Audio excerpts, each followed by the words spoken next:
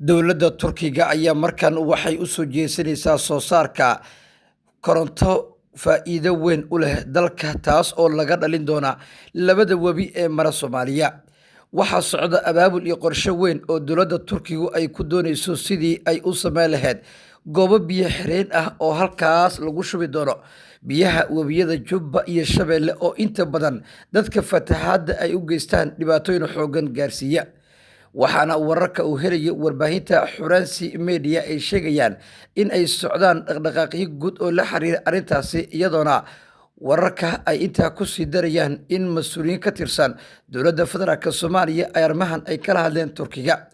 Soomaaliya oo markii hore rabtay inay u guurto ilayska tamarta ilayska cadceedda ku shaqeeya ayaa markan waxay fursad weyn ka heshay biyaha faraha badan ee webiyada Jubba iyo Shabeelle. Waxaa sidoo kale dowladda Soomaaliya ay sameyn doontaa fursad kale oo la xiriira in Turkiga ay kala kaashanto biyo xireenkan oo suuragelin kara marka uu webiga qalalo ama dhulka uu engego in dib loo soo celiyo biyahaas oo keeni karta in laga faa'iideysto siday xaqiijiyeen ilo kala duwan oo la hadlay warbaahinta Xuransi. Waxaa socda dhaqdhaqaaqyo guud oo dowladda Turkigu ay ku doonayso inay arrimahaas idil ku aasaasto. Dowladda ayaa laga sugayaa dhulka laga sameynayo biyo xireenkan oo u badnaan doona meel barkulan u noqon karta labada webi ee Jubba iyo Shabeelle ama ay ka dhawaan karaan si looga faa'iideeyo biyaha labadan webi ee midna baaxad weyn midna biyaha badan leh ee Soomaaliya mara dhul baaxad weyn ama dhul ka tirsan gobolada Soomaaliya.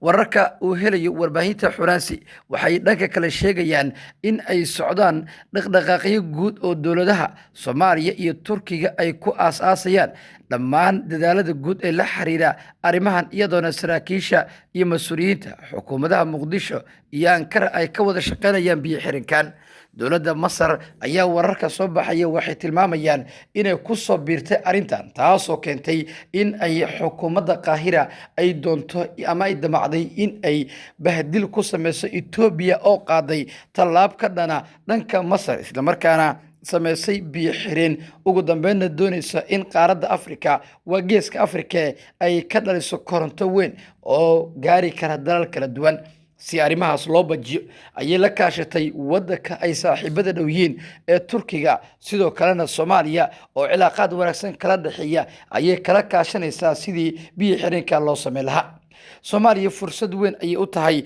inay soo saarto shidaalkeeda sidoo kale in ay dhisato ciidamadeeda adkeyso xuduudaheeda sidoo kalena ay sameysato biyo xireen oo ay ugu maarmi karto mustaqbalka dhow in korontada iyadu ay ku filnaato. Sababta ugu weyn ee Soomaalidu arrintan loogu sameynayo waa in dalka Itoobiya oo aan isku wanaagsaneyn cilaaqaad iyo xiriir wanaagsanna ka dhaxayn in ay suuragal noqon karto in korontada haddii dhankaas laga keeno mustaqbalka labada dalba inay saameyn karaan oo haddii dagaal uu dhaco korontada laga jaro karo sida reer ama cid lacag korontadii bixi weyso kale taas oo saameyn karta mustaqbalka dalka.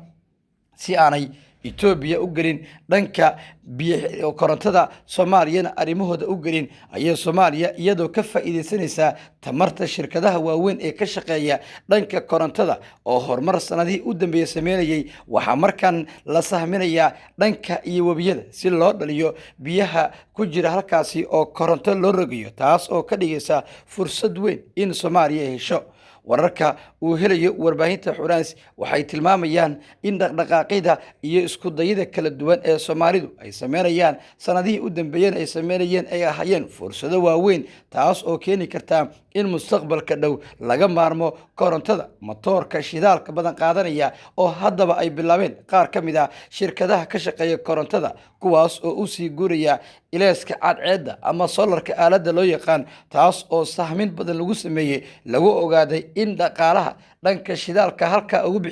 ugu baxaya Soomaaliya in uu yaraaday isla markaana dakhliga uu soo kordhay tamartii iyo ilayskii ay helayeen dadkana aanay waxba isbedelin. Markan turkiga oo ka mid ah dalalka yurub ee inta badan fursadahan ka faa'iidaysta ayaa waxa uu doonayaa sidii uu u gaari lahaa ujeedka guud ee arrimaha la xiriira, taas oo keentay in xukuumadda ankara ay dhigeeda muqdisho ka caawiso sidii loo heli lahaa koronto awoodeedu aad u sareysa. biyo-xireenkaasna ay noqon karto fursad weyn oo dowladda Soomaaliya ka faa'iideysan karta mustaqbalka dhow, sida ay sheegeen ila kala duwan oo warbaahinta Xuraasi la hadlay. wixii warar iyo dhacdooyin arrimahan ka soo kordha baahinteena tan xigta ee warbaahinta Xuraasi ku daawo.